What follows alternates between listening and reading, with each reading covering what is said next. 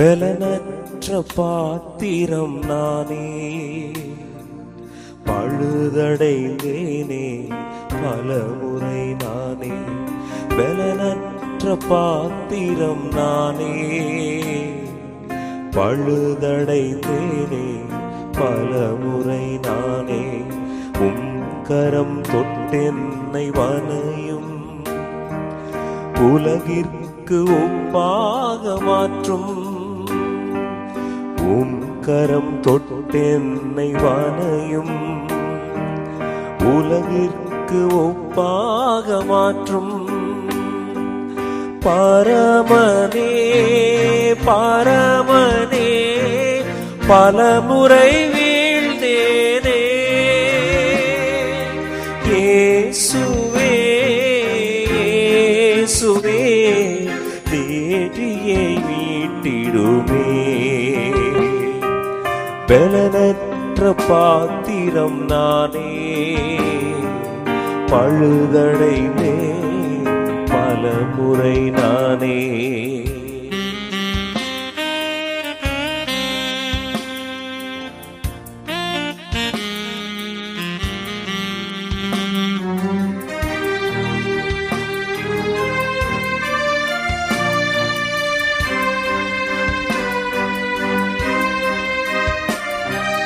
தனிமையில் வெறுமையில் தவிக்கையில், தவறான எண்ணங்கள் ஆட்கொள்கையில். தனிமையில் வெறுமையில் தவிக்கையில், தவறான எண்ணங்கள் ஆட்கொள்கையில். தாவீதின் மனதை மாற்றியவர், தயவாக என்னையும் சாயலாக்கும்.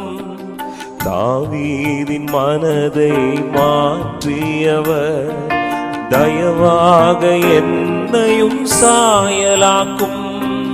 பரமனே பரமனே பலமுறை வீழ்ந்தேனே. தேவனே தேவனே தேற்றியே மீட்டிடுமே. பலனற்ற பாத்திரம் நானே, பழுதடைந்தேன் பலமுறை நானே.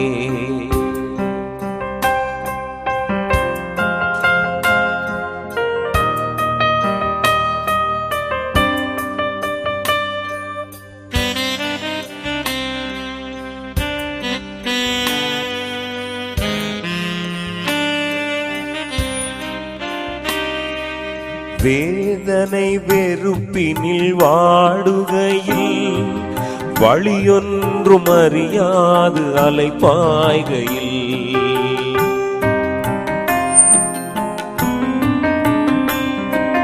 வேதனை வெறுப்பினில் வாடுகையில், வழியொன்றும் அறியாது அலைபாய்கையில்.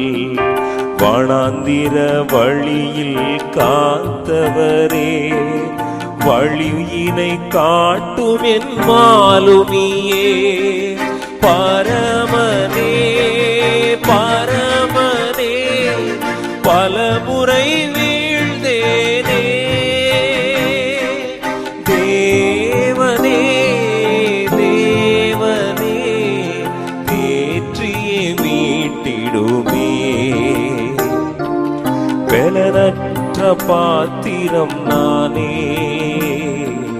பழுதடைந்தேன் பலமுறை நானே.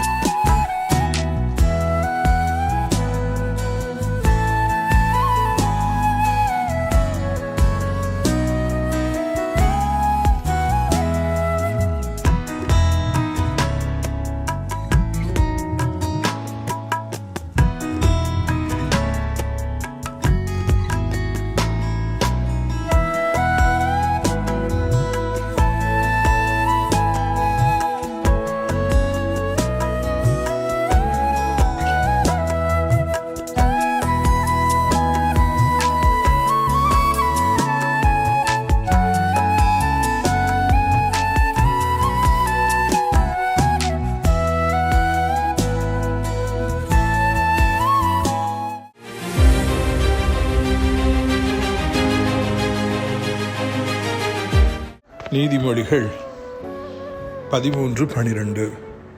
நெடுங்காலமாய் காத்திருத்தல் இருதயத்தை இளைக்க பண்ணும், விரும்பியது வரும்பொழுதும் ஜீவவிருட்சம் போல் இருக்கும்.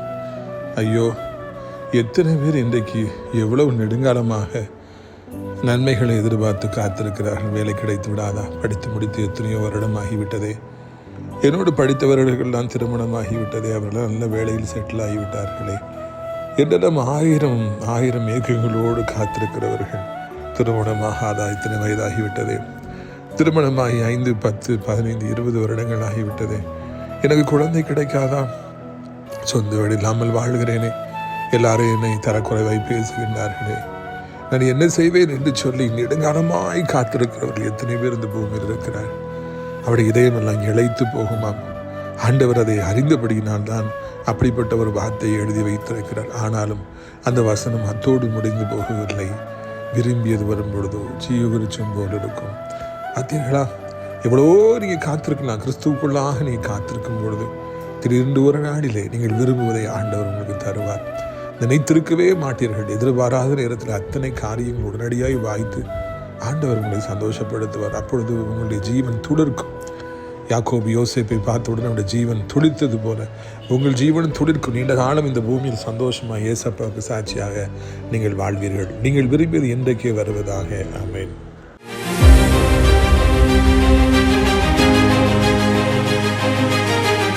சிறியவனை பொழுதிலிருந்தும் எளியவனை குப்பையிலிருந்தும் எடுத்து உயர்த்தி ராஜாக்களோடும் பிரபுக்களோடும் பந்திருக்க செய்கிற அருமை ஆண்டவர் இயேசு கிறிஸ்துவின் இனிதான நாமத்தினாலே உங்கள் யாவருக்கும் என்னுடைய அன்பின் வாழ்த்துக்கள்.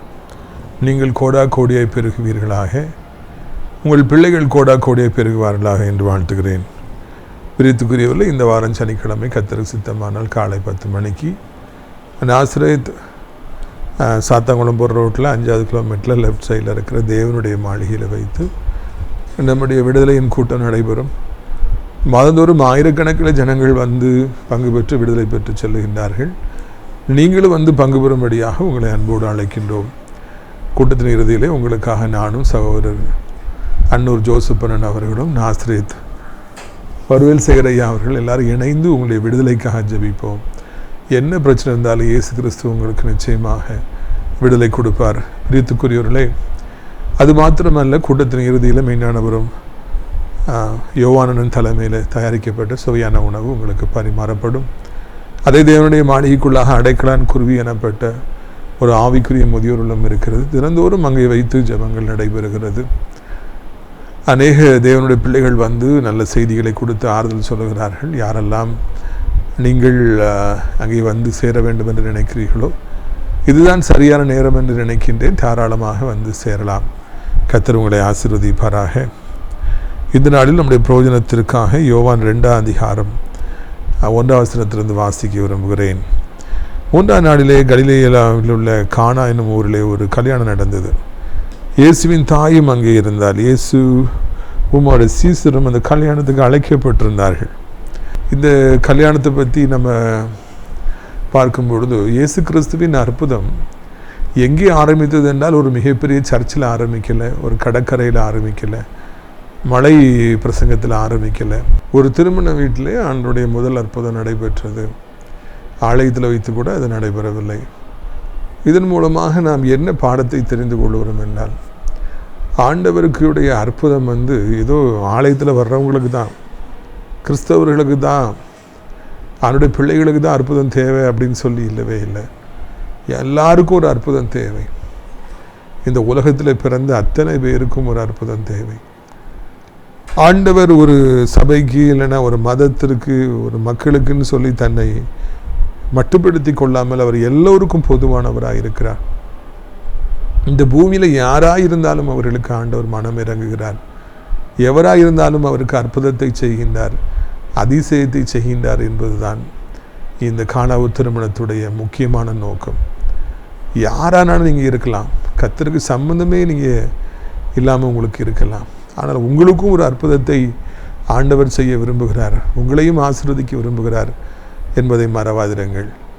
இரண்டாவதாக, அந்த திருமணத்திற்கு இயேசுவும் அழைக்கப்பட்டிருக்கிறார், அவருடைய தாயார் அழைக்கப்பட்டிருக்காங்க, அவருடைய சீசர்கள் அழைக்கப்பட்டிருக்காங்க. அதனால் எல்லாரும் மொத்தமாக அங்கே வந்து உட்கார்ந்துருக்காங்க. இந்த திருமணத்தில் மிக பெரிய அற்புதம் நடைபெற்றதற்கும் அந்த குடும்பத்தார் ஆசீர்வதிக்கப்பட்டதற்கும் காரணம் அவர்கள் இயேசுவை அழைத்திருந்தார்கள். வாருங்க ஐயா, இன்வைட் பண்ணியிருந்தாங்க. அதுதான் காரணம். இன்றைக்கி நாமும் கூட நம்முடைய வாழ்க்கையில் ஏசப்பாவை எல்லாத்துக்கும் இன்வைட் பண்ணுவோம். ஏதோ ஒரு பெரிய ஃபங்க்ஷனுக்கு தான் ஏசப்பாவை இன்வைட் பண்ணணுன்னு அவசியம் இல்லை. நீங்கள் இங்கே இருந்து உங்கள் அடுத்த ரூமுக்கு போனால் கூட ஏசப்பா என் கூட வாங்க. சைக்கிளை ஓட்டிகிட்டு போனால் கூட ஏசப்பா என் கூட வாங்க. நான் டெய்லி சைக்கிள் ஓட்டும்போது அதான் சொல்லுவேன், என் கூட நீங்கள் வாங்க. பொல்லாத உலகத்தில் சைக்கிளை ஓட்டிகிட்டு போகிறேன், என் கூட வாங்க. வீட்டுக்குள்ளே சாப்பிட உட்காந்துருந்தா கூட ஏசப்பா என் கூட வாங்க. ஒரு ஹோட்டலுக்கு டீ குடிக்க போனால் கூட என் கூட நீங்கள் வாங்க. ஒருவேளை அன்பு தம்பி தங்கச்சி ஸ்கூலுக்கு போகிறீங்க, காலேஜுக்கு போகிறீங்க, இந்த கிளாஸ் எனக்கு கஷ்டமாக இருக்குது, என் கூட நீங்கள் வாங்க, என் கூட உட்காருங்க, நீங்களும் கவனிங்க, எனக்கு சொல்லித்தாருங்க. ஒரு வேலைக்கு போகிறீங்க, கஷ்டமாக இருக்குது, ரொம்ப பிரச்சனையாக இருக்குது, ஏசப்பா என் கூட நீங்கள் வாங்க. பல பிரச்சனைகள் உங்களுக்கு காத்திருக்கும் பொழுது, பல பொல்லாத மனிதர்கள் உங்களுக்கு எதிராக நிற்கிற பொழுது ஏசப்பா என் கூட வாங்க என்று நீங்கள் சொல்லி ஆண்டவரை அழைக்கும் பொழுது அவரும் உங்களோடு கூட வருவதற்கு ஆயத்தமாக இருக்கிறார். நீங்கள் அழைச்சா கண்டிப்பாக வருவார். இதோ வாசற்படியில் என்று கதவை தட்டுகிறேன், ஒருவன் என் சத்தத்தை கேட்டு கதவை திறந்தால் நான் உள்ளே பிரவேசிப்பேன், அவனும் என்னோடு பிரவேசிப்பான் என்று ஆண்டவர் சொல்கிறார். எனவே ஆண்டவரை எதுக்குனாலும் கூப்பிடுங்க, கூப்பிட்டீங்கன்னா கண்டிப்பாக வருவார். நிறைய நேரங்களில் ஏசப்பா நமக்கு உதவி செய்ய மாட்டேங்கிறாங்க. நம்ம அவர் செய்வார்னு எதிர்பார்க்குறோம், அவர் செய்ய மாட்டேங்கிறார். காரணம் நம்மகிட்ட கேட்குறதில்ல, அவரை அழைக்கிறதில்ல, அவரை இன்வால்வ் பண்ண சொல்கிறதில்ல. அதனால தான் நமக்கு அற்புதம் நடக்க மாட்டேங்குது. கூப்பிடுங்க, அவர் கண்டிப்பாக வருவார். எல்லாவற்றிலும் அவரை அழைப்பதற்கு கூட வருவதற்கு நீங்கள் உங்களை பழக்கி கொள்ளுங்கள் என்று அழைக்கின்றேன். அங்கே திராட்சரசம் குறைப்பட்டது என்று நாம் வாசிக்கிறோம். எல்லாம் நல்லபடியாக போயிட்டு இருக்கும்போது கல்யாண வீட்டில் திராட்சரசம் இல்லாமல் போயிடுது. கரண்ட்டு போனால் எப்படி இருக்கும்? ஐயோ, ரொம்ப கஷ்டம். முக்கியமாக ஊழியம் செய்கிறதுக்கு கரண்ட்டு கண்டிப்பாக தேவை. இந்த செய்தியை ஆரம்பிக்கிறதுக்காக ரொம்ப பிரயாசப்பட்டு ஆயத்தப்பட்டு நான் உட்காந்து ஆரம்பிச்சுக்கிட்டு தான் இருக்கிறேன். அதுக்குள்ளேயும் கரண்ட்டு போயிடுச்சு. அப்போ எனக்கு மனசே சோர்ந்து போச்சு. என்னப்பா இது, இந்த செய்தி கொடுப்பதற்காக நான் எவ்வளோ பிரயாசப்பட்டேன், ஒன்றும் இல்லாமல் போயிடுச்சுன்னு சொல்லி வருத்தப்பட்டேன். அதே மாதிரி தான் நம்ம வாழ்க்கையில் முக்கியமானது கரண்ட்டு. ஊழியத்தில் வாழ்க்கையில் நிறைய நேரங்களில் முக்கியமானது பணம், வாலிப வயசில் அழகு, வாலிப வயசில் ஃபிட்னஸ். நீங்கள் பார்த்தீங்கன்னா ஒவ்வொரு காலகட்டத்திலும் ஒவ்வொன்றும் ரொம்ப முக்கியமானது. ஒரு திருமண வீட்டிலே, அதுவும் இந்த நாட்களில் இருந்த யூத திருமண வீடுகளிலே திராட்சரசம் மிகவும் முக்கியமானது. அந்த இடத்துல சாத்தா கை வச்சிடறான். அவங்களுக்கு அது போதுமானதாக இல்லை. பாதி பந்தி முடிஞ்சிருச்சா, கால்வாசி பந்தி முடிஞ்சிருச்சா, முக்கால்வாசி வரை சாப்பிட்டு போயிட்டாங்களான்னு தெரியல. ஆனால் இன்னும் நிறைய திராட்சரசம் தேவை, அது இல்லை. நடுங்கி போயிடுறாங்க வீட்டுக்காரங்க. பார்த்தீங்களா, எதுக்கு முக்கியத்துவம் கொடுக்கணுமோ அதுக்கு அவங்க முக்கியத்துவம் கொடுக்காம போயிட்டாங்களா அப்படின்னு நமக்கு தெரியல. வேறு எல்லாத்தையும் முக்கியத்துவம் கொடுத்துட்டு எது இம்பார்ட்டண்ட்டோ அதை அவங்க டச் பண்ணாமல் போயிட்டாங்களோ. இல்லை, சாத்தா வா வா வா வா, உனக்கு நான் திராட்சரசத்தை குறைபட வைக்கேன் பார், என்ன செய்கிறேன் பார் என்று சொல்லி அவன் கரெக்டாக அதில் குறைபாடை கொண்டு வந்தான்னு சொல்லி தெரியல. எது எப்படியோ அந்த குடும்பத்தாருடைய படகு தத்தளிக்கிறது. கல்யாணம் போட்டு தத்தளிக்குது. இன்னும் கொஞ்சம் நேரத்தில் எல்லாருக்கும் தெரிய வந்துடும், இப்படி இவங்களுக்கு திராட்சரசம் இல்லையா, குறைபட்டு போச்சு. எல்லோரும் சிரிப்பாங்க, திட்டுவாங்க, அவங்க ஒரு பெரிய கேவலத்துக்குள்ளே கடந்து போயிடுவாங்க. மிக சந்தோஷமாக இருப்பதற்காகவே திருமணம், ஒரு வாழ்க்கை, சந்தோஷமான வாழ்க்கை ஆரம்பிப்பதற்காக நடக்கிற ஃபங்க்ஷன், அதில் ஒரு குறைபாடு வந்துருச்சுன்னா, ஜனங்கள் கேவலமாக பேசுனாங்கன்னா அவங்க வெக்கப்பட்டு போயிடுவாங்க. இதே மாதிரி ஒரு தத்தளிக்கிற ஒரு காலம். நோவா எத்தனையோ காற்று வீசின பொழுது அவர் தத்தளிக்காமல் போட்டில் நல்லா போயிட்டார், குடும்பம் தப்பிருச்சு. ஆனால் யோனா போன படகு தத்தளித்தது. படகில் கப்பலில் புயல் காற்று அடிச்சதுனால தத்தளித்தது, மூழ்கிற மாதிரி ஒரு பயங்கரம் அவர்களுக்கு வந்தது. இவர்களும் பயங்கரமான ஒரு சூழ்நிலைக்கு வராங்க. ஆனால் அந்த நேரத்தில் அங்கே என்ன நடக்கிறது பாருங்கள். திராட்சரசம் குறைபட்ட பொழுது இயேசுவின் தாய் அவரை நோக்கி, அவர்களுக்கு திராட்சரசம் இல்லை என்றால், அதற்கு இயேசு ஸ்திரீயே, எனக்கு உனக்கும் என்ன, என் வேலை இன்னும் வரவில்லை என்றார். அவருடைய தாய் வேலைக்காரை நோக்கி, அவர் உங்களுக்கு என்ன சொல்கிறாரோ அதன்படி செய்யுங்கள் என்றார். பார்த்தீங்களா, அங்கே இயேசப்போட தாயார் அவங்க தலையெடுக்கிறாங்க. அந்த வீட்டுக்காரங்க இந்த அம்மாவுக்கு, ஏசப்பாவுடைய அம்மாவுக்கு ரொம்ப க்ளோஸாக இருந்தாங்களா, யார்கிட்ட சொல்லணுமோ அவங்ககிட்ட சொல்கிறாங்க. வேறு யார்கிட்டே சொல்லியிருந்தாங்கன்னா எல்லாருக்கும் நியூஸை கசிய விட்டுருப்பாங்க, கேவலப்பட்டு சிரிக்க வச்சுருப்பாங்க. சரியாக சொல்ல வேண்டியங்கிட்ட அவங்கள்ட்ட சொல்கிறாங்க. ஏசப்பா தாயார் உண்மையான ஒரு அக்கறை கொண்டவர்கள், அவர்களுடைய குறைவை நிறைவாக்கணும்னு சொல்லி அவங்க விரும்புகிறாங்க. உண்மையிலே அவங்கள நேசிக்கிறாங்க, பொய்யான அன்பினாலே அல்ல, உண்மையான அன்பினால் நேசிக்கிறாங்க. அடுத்தாப்புல அதை சரியாக்குன்னா என்ன பண்ணணும், தன் மகனால் தான் முடியுங்கிறத அவங்க அறிஞ்சிருக்கிறாங்க. அதனால மகன்கிட்ட அவங்க சொல்கிறாங்க, உங்கள் பிரச்சனைகளை தகுதியானவங்ககிட்ட சொல்லுங்கள். இந்த குடும்பத்தார் தகுதியான ஒரு நபரிடத்தில் தங்களுடைய பிரச்சனையை சொன்னது போல, அன்பு தம்பி தங்கச்சி தகுதியானவர்கிட்ட போயிட்டு உங்கள் பிரச்சனைகளை சொல்லுங்கள். தகுதி இல்லாதவர்கிட்ட சொன்னீங்கன்னா வாழ்க்கை நாசமாகிவிடும். உங்கள் தேவைகளை தகுதியானவர்கிட்ட போய் சொல்லுங்கள். உங்களுடைய வியாதிகளை, கஷ்டங்களை, சொல்ல முடியாத பிரச்சனைகளை தகுதியானவர்கிட்ட போய் சொல்ல பழகி கொள்ளுங்கள். அப்பொழுது தான் இந்த பூமியில வாழ முடியும். இன்றைக்கி பிரச்சனையை தகுதியானவர்கிட்ட சொல்லாமல் தகுதியற்றவங்ககிட்ட போயிட்டு எல்லாரும் சொல்கிறதுனால தான் மிகப்பெரிய பிரச்சனைகள் எல்லாம் உண்டாகிறது என்பதை காண்கிறோம். பிரியத்துக்குரியவர்களே, இந்த தாயார் உடனடியாக அந்த பாலை தூக்கி ஆண்டுடைய கோட்டில் போடுறாங்க. மகனே, இவங்களுக்கு திராட்சரசத்தில் ஏதாவது செய்யப்பா, மகனாலே ஏதாவது செய்ய முடியும் என்று இந்த தாய் அறிந்திருந்தார்கள். போய் சொல்கிறாங்க. உடனே ஆண்டவர் எனக்கு வந்த வேலைலாம் வரல அப்படின்னு சொல்லி நோ நோ நோ அப்படிங்கிறாரு.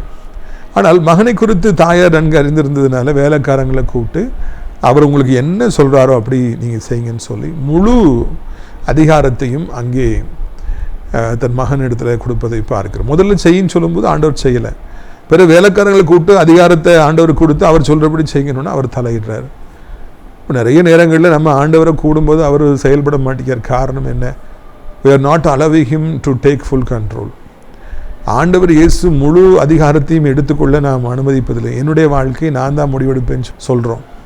ஆனால் ஆண்டவர்கிட்ட பொறுப்பை கொடுத்து நீங்கள் என்னென்னு செய்யுங்கப்பா, நான் சும்மா பார்த்துட்டு இருக்கேன், நீங்கள் செஞ்சால் தான் எல்லாம் சரியாகும்னு சொல்லி அவர்கிட்ட நம்ம ஒப்பு கொடுத்தோம். அவர் உங்களுக்கு சொல்கிறபடி செய்யுங்கள். உங்கள் வாழ்க்கையில் அவர் உங்களுக்கு என்ன சொல்கிறாரோ நான் செய்வேன் அப்படின்னு சொல்லி நீங்கள் ஒரு முடிவு எடுத்துட்டிங்கன்னா உடனடியாக இயேசு செயல்படுவார். அவர் செயல்பட மாட்டேன், நான் வரமாட்டேன்னு சொல்றதுக்கு காரணம் நீங்கள் அவரை செயல்பட விடுறதில்லை. அவருக்கு அனுமதி கொடுத்துட்டிங்கன்னா, அதிகாரம் கொடுத்துட்டிங்கன்னா அவர் உள்ளே வருவார். அதை அந்த அம்மா கரெக்டாக செய்கிறாங்க. உடனே இயேசு கிறிஸ்து கண்ட்ரோல் எடுக்கார். எடுத்தோன்னே அவர் என்ன செய்கிறார் பார்த்தீங்களா? யூதர்கள் தங்களை சுத்திகரிக்கும் முறைமையின்படியே ஒவ்வொன்று 2-3 குடம் தண்ணீர் கொள்ளத்தக்க 6 கற்சாடிகள் அங்கே வைத்தார்கள். இயேசு வேலைக்காரர் நோக்கி, சாடிகளில் தண்ணி நிரப்புகள் என்றார். அவர்கள் அவைகளை நிறைய நிரப்பினார்கள். பின்பு அவரை நோக்கி, நீங்கள் இப்பொழுது போய் பந்தி விசாரிப்பு காணதில் கொண்டு போங்கள் என்றார்கள். கொண்டு போனாங்க. பார்த்தீங்களா, அவர் ஆண்டவர் இயேசு கிறிஸ்து ஒரு ஆச்சரியத்தை செய்கிறார். வாசலில் கால் கழுவுறதுக்காக யூதர்கள் பெரிய பெரிய கற்சாடி வச்சுருக்காங்க. 2-3 குடம் பிடிக்கும். 6 கற்சாடி, எத்தனையோ லிட்டர் தண்ணி இருக்குது. அதை யாருமே மைண்ட் பண்ணல. எல்லோரும் உள்ளே போகிறாங்க, என்ஜாய் பண்ணுறாங்க, வராங்க. இவங்களும் வெளியே வச்சுருக்காங்க. அந்த தண்ணி தான் எனக்கு வேணும் அப்படின்னு சொல்லி ஆண்டவர் காமிக்கிறாரு. உடனே அந்த குடத்தில் ஊற்றிட்டு அதெல்லாம் உள்ளே கொண்டு வந்துடுறாங்க, பரிமாறுறதுக்கு கொண்டு வந்துடுறாங்க. ஆண்டவர் பரிமாறுங்கன்னு சொல்லி சொல்கிறார். ஆண்டவர் ராக்கெட் சயின்ஸை உள்ளே கொண்டு வருவர் இல்லை, ரொம்ப கஷ்டமான ஃபார்முலா மெத்தட்லாம் சொல்கிறவர் இல்லை. சிம்பிளாக சால்வ் பண்ணுறது. தண்ணியால் வாசல் இருக்கிறத எடுத்துகிட்டு வா. அது வரைக்கும் யார் கண்ணில் படலை, ஆண்டவர் கண்ணில் படுது. இன்றைக்கி உங்களை யாருமே கண்டுடாமல் இருக்கலாம். எல்லாரையும் கல்யாணம் விட்டு கூட்டிட்டு உங்களை கூட மாட்டாங்க. எல்லார்ட்டையும் பேசுவாங்க, குட் மார்னிங் போடுவாங்க, உங்களை கண்டுடாமல் போவாங்க. யார் ஃபோன் பண்ணாலும் எடுப்பாங்க, நீங்கள் ஃபோன் பண்ணால் எடுக்க மாட்டாங்க. அற்பமாக நம்மளை நிறைய பேர் நினைக்கிறாங்க இல்லையா? அற்பமாக நம்ம நினைக்கிறோம்னாலே நம்மளை ஸ்பெஷல் அக்கேஷனுக்கு ஆர்டர் வச்சுருக்காருன்னு அர்த்தம். உங்களை ஸ்பெஷல் அக்கேஷனுக்கு வச்சுருக்காரு. இந்த மாதிரி முக்கியமான நேரத்தில் தான் ஆண்டவர் பயன்படுத்துவார். முதல் காரியமாக தள்ளப்பட்டவர்களை, புறக்கணிக்கப்பட்டவர்களை, வீட்டுக்கு வெளியே வைக்கப்பட்டவர்களை, வேண்டாம் என்று உதறப்பட்டவர்களை ஆண்டவர் உள்ளே கொண்டு வருகிறார். அவர் ஆட்சி பொறுப்பு வந்த உடனே முதல் காரியமாக அப்படி தள்ளப்பட்டவர்களை உள்ளே கொண்டு வரார். மனிதர்களால் ஆகாதென்று தள்ளப்பட்ட கல்லை மூளைக்கு தலைக்கல் ஆயிடுச்சு. கொண்டு வர சொன்ன கொண்டு வராங்க. நீ பரிமாறு அப்படிங்கிறாரு. அந்த வேலைக்காரர்களை பாராட்ட வேண்டும். அவர் சுயபத்தியை பயன்படுத்தலை. தண்ணீரை கொண்டு ஊற்ற சொல்கிறீங்களாப்பா, என்னப்பா இது அப்படின்னு சொல்லி இவங்க கேட்கல. அவர் சொன்னபடி செய்யுங்களோட அதை அழகாக செய்கிறாங்க. திராட்சரசமாக பரிமாறுறாங்க. ஐயோ, அது அவ்வளோ டேஸ்ட்டாக இருந்துச்சா! ஆண்டவருடைய மகிமை அங்கே வெளிப்பட்டது. சாதாரண தண்ணீரை சுவையான ஒரு திராட்சரசமாய் ஆண்டவர் மாற்றி எல்லாருக்கும் கொடுத்தாரா. எல்லோரும் குடிச்சு ஐயோ என்ன டேஸ்ட். பந்தி விசாரிப்புக்காரன் குடிச்சு பார்த்துட்டு, ஐயோ என்ன டேஸ்ட் இது, எங்கே பண்ணாங்க, எவ்வளோ வச்சுருந்தாங்க, எங்கே இருந்துச்சு, குறைவு என்று சொல்லி சொன்னார்கள். அசிங்கப்பட வேண்டிய ஒரு நிலைமை வந்து விட்டது. ஆனால் இப்பொழுதும் மிக சிறப்பான ஒரு திராட்சரசத்தை, ருசியான திராட்சரசத்தை கர்த்தர் கொடுத்துட்டார். இதில் நான் என்ன தெரிஞ்சுக்கிட்டேன், நான் இயேசப்பா ஒரு பிரச்சனையை சால்வ் பண்ணுறவர் மாத்திரம் இல்லை, கண்டிப்பாக சால்வ் பண்ணுவார். அது மிக சிறப்பானபடிக்கு சால்வ் பண்ணுவார். நாகமனுடைய குஷ்டம் அவரை விட்டு நீங்கிய பொழுது வெறும் சுகம் மாத்திரம் கிடைக்கல, சின்ன பிள்ளையோட சர்ற மாதிரி தோல் மாதிரி இருந்துச்சா. ஏன்னா சின்ன பிள்ளைகளுடைய தோல் தான் அவ்வளோ சுத்தமாக இருக்கும், பரிசுத்தமாக இருக்கும். அப்படிப்பட்ட ஒரு தோலை ஆண்டவர் கொடுத்தார் எலிசா தீர்க்கதரிசியின் மூலமாக.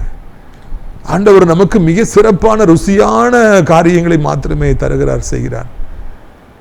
என்ன அன்பு சகோதரனா சகோதரி, கசப்பின் மத்தியில் இருக்கலாம், வாழ்க்கையில் ஒன்றுமே இல்லையே என்று கதங்கி கொண்டு இருக்கலாம், மிக சிறப்பான சுவையான ருசியான ஒரு வார்த்தை உங்களுக்கு தரப்போறார். திருமணமாகவில்லை, திருமணம் உடைந்து விட்டது என்று கதறி நிற்கிற தங்கச்சி தம்பி, உங்களுக்கு மிக சிறப்பான சுவையான ஒரு வாழ்க்கையை கத்தர் இனி உங்களுக்கு தருவார். உங்களை சந்தோஷப்படுத்துவார். எல்லாருக்கும் சந்தோஷம், வீட்டுக்காரங்களுக்கு சந்தோஷம், மக்களுக்கு சந்தோஷம், குடித்தவங்களுக்கு சந்தோஷம். கடைசியில் காத்திருந்தவங்க எல்லாருக்கும் நல்ல அந்த ரசம் கிடச்சிருக்கும், முதல்ல போனவங்களுக்கு கிடைச்சிருக்காது. எப்பவுமே காத்திருந்தால் மிக சிறப்பான திராட்சரசம் கிடைக்கும் என்பதுதான் இந்த நாளிலே நாம் கண்டுகொள்கிற மிகப்பெரிய ஒரு உண்மை. The more you wait, the more tastier your life will be. ரொம்ப காத்திருந்து கிடைக்கின்ற காரியங்கள் சுவையானவைகளாக இருக்கும் என்பதை இந்த சம்பவம் நமக்கு காண்பிக்கின்றது. அந்த ஆள் சொல்கிறார், ஐயா இவ்வளோ சுவையான திராட்சரசம் ஐயா கடைசியில் பரிமாறுறீங்க, இதை முதல்ல பரிமாறிக்கலாமே.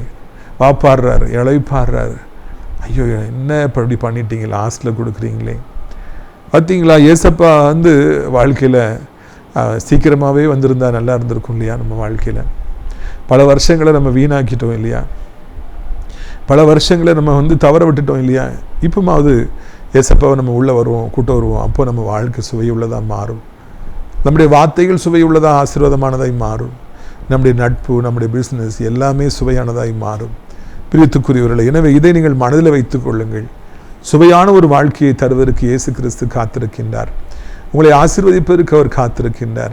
உங்கள் குறைவை நிறைவாய் காத்திருக்கின்றார். இந்த குடும்பத்தார் வெட்கப்பட்டு போகாதபடி ஆண்டவர் பாதுகாத்து கொண்டார். இது அதிசயம் எதற்காக செய்யப்பட்டது என்றால், இந்த பிள்ளைகள் வெட்கப்பட்டு விடக்கூடாது என்பதற்காகவே. எனவே எல்லா அற்புதமும் எதற்காக நடைபெறுகிறது, நீங்கள் வெட்கப்பட்டு போகக்கூடாது என்பதற்காகவே. உங்களுடைய ஆசீர்வாதத்திற்காக நான் ஜெபிக்கும்படியாக விரும்புகிறேன். கண்களை மூடுவீர்களா? நாம் ஜெபிக்கலாம். அப்பா பிதாவே, வானத்துக்கும் பூமிக்கும் ஆண்டவரே, இந்த அருமையான நாளிலும் கூட ராஜா, நாங்களுடைய பார்த்துக்கு வருகிற ஜோதிகளின் பிதாவாகிய தெய்வம் ஆண்டவரை, எல்லாவற்றையும் செய்ய உமக்கு வல்லமை உண்டு. உடைய முதல் அதிசயம் ஒரு திருமண வீட்டிலே அந்த குடும்பத்தார் வெட்கப்பட்டு விடக்கூடாது என்கிற ஒரே ஒரு நோக்கத்திற்காக செய்யப்பட்டது. சாதாரணமான தண்ணீரை எடுத்து ஆண்டவரே, என் தகப்பனே, நீங்கள் சுவையுள்ளதாக மாற்றுறீங்க, அதற்காக உமக்கு நன்றி அப்பா. நன்றி ராஜா, நன்றி ராஜா. சுவையுள்ள ஆண்டவரை தோத்திரம் ஐயா. திராட்சரசமாக நாங்கள் மாறணும்னா நீங்கள் உள்ளே வரணும். நீங்கள் வந்தால் தான் எங்கள் வாழ்க்கை சுவையுள்ளதாக மாறி. இவ்வளோ வருஷம் நாங்கள் ஏற்றுக்கொள்ளாமல் போனதுனால சுவையில்லாமல் போயிட்டோம் ஐயா. ஆண்டவரை, இனி உண்மை நாங்கள் ஏற்றுக்கொண்டோம்னா இந்த நாளிலிருந்து எங்கள் வாழ்க்கை அநேகருக்கு சுவையுள்ளதாய் மாறும். எங்கள் நட்பு அநேகருக்கு சுவையுள்ளதாய் மாறும். நல்ல சுவையுள்ள தகப்பனாக, தாயாக நாங்கள் மாறுவோம். சுவையுள்ள கணவனாய், மனைவியாக நாங்கள் மாறுவோம். சுவையுள்ள ஒரு ஆசிரியராய், சுவையுள்ள ஒரு அந்த விரும்பப்படுகிற ஒரு பாத்திரமாக நாங்கள் மாற்றப்படும். எப்போ நீங்கள் உள்ளே வந்தீங்கன்னா ஆண்டவரே, அப்படிப்பட்ட பாத்திரங்களாக எங்களை மாற்றும் அப்பா.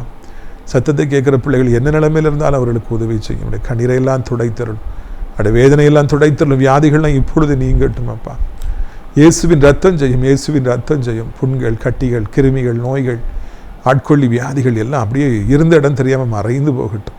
ஒரு புதிய பலன் அவர்களுக்கு இறங்கட்டும், வல்லமை பாய்ந்து செல்லட்டும்.